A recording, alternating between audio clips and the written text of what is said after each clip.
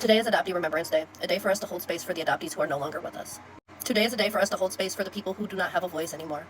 Whether that is because of self-deletion, being unalived by their adoptive families, lost to the prison industrial complex, lost to the troubled teen industry, and so many of the other issues that plague the adoptee community. Earlier this year, I spoke about an adoptee named Andrea Bowman, whose biological mother never gave up on her, and it was eventually found out that her adoptive father had unalived her and buried her in the backyard. But what about the adoptees who will never have a documentary? What about the people who slipped through the cracks, the ones whose names and voices will never be heard?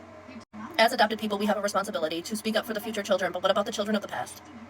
Adoption is a $25 billion a year industry. The adoptee community represents a large part of incarcerated people as well as a large part of children within the troubled teen industry. We are given diagnoses such as reactive attachment disorder, oppositional defiance disorder, ADHD, amongst so many other things.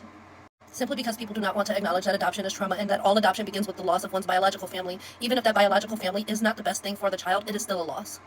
So today we take the time out to remember the people who cannot speak for themselves anymore, the people who are no longer with us. And we also take time to acknowledge those of us that are still here, the many struggles that we will continue to have being a part of this community. If you have lost an adopted person in your life, or if you have loved an adopted person in your life, please comment their name below.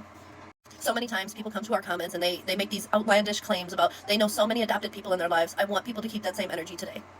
Today is a day of mourning and loss, and I want people to recognize the hurt and the harm that the adoption industry causes.